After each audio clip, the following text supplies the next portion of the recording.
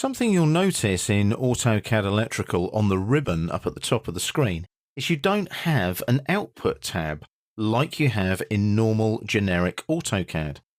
Plotting in AutoCAD Electrical is very, very different. Remember, you're plotting information from an AutoCAD Electrical project database. So you've got to make sure that everything is working, all the drawings are saved, and more importantly, the settings are correct and ready to plot.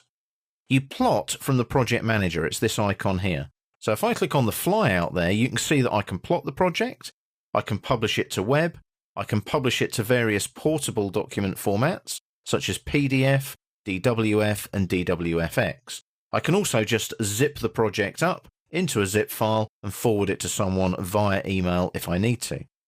So let's have a look at plotting the project first. So this is our batch plot. It takes us into a list where we select the drawings to process. So I'm just going to say do all of them, and then I'm going to click on OK. Now obviously you could pick individual ones and then click on OK if you want to.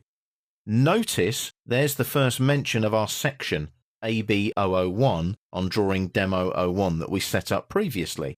And there's the subsection section there as well.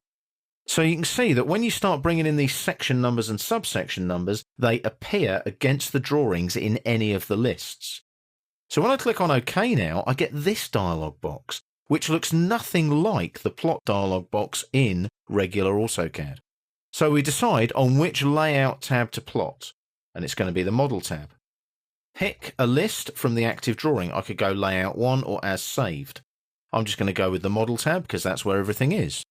I can also, if I want to, run pre-plot and post-plot command script files. So if you're used to running macros in AutoCAD and you're good at programming, you can potentially include those as well. You then pick your output device name.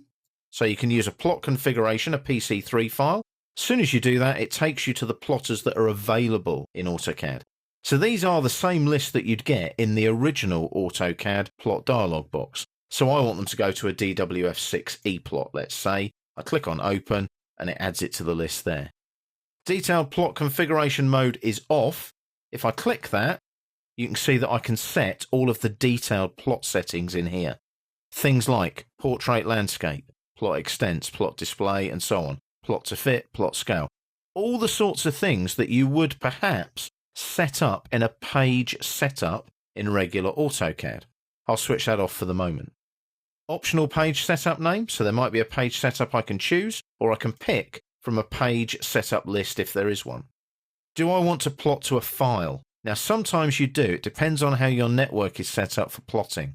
In the old days you normally sent plots to a PLT file, they went to a plotter room, and there was normally like a dumb terminal next to the plotter, and all the plots went to that dumb terminal and then came out of the plotter. So you can still do that. And also, this is quite an important one. Do you want to plot in normal sequence or in reverse order? Think about that for a moment. If you're going to plot and you've got 10 sheets, you want 10 to come out first, then 9, then 8, so that you've got drawing number 1 on top of the pile. So you might want to plot in reverse order. So you've got the choice of OK or OK in reverse. I'm not going to make any changes there and I'm not going to plot, so I'll click on Cancel. But you get the idea there. It's very different to regular AutoCAD. If I want to go out to, let's say, the web, what'll happen there is it'll ask me where the folder is going to go with the images that I'm plotting. So I can plot out to the regular sorts of images, DWF, JPEG or PNG. They're all web-based. I select what I want, specify a folder where they're going to go, and then I hit OK. And what'll happen then is all those DWFs, JPEGs or PNGs go to that folder, and they can then be utilized on the web. Now what will happen is it will put it into a temporary folder for building. And then what you do is you then go and suck those into your website using whatever tools you might use. I'm not going to do that, so I'll click on Cancel there. And then the third one is Publish to PDF, DWF or DWFX. So again, I can select all of them by clicking on Do All, click on OK, and as you can see, Include when adding sheets, Model tab, Layout tabs. I'm publishing to what type? DWF, DWFX or PDF. Do you want it to be a multi-sheet file or a single sheet file? Substitute TrueType fonts for SHX fonts if there's any in your drawing. And you've got things like bookmarks, hyperlinks, zoom factors. And also the best bit about that, you can run the publish in the background so that you can carry on working while it's publishing to these sheets.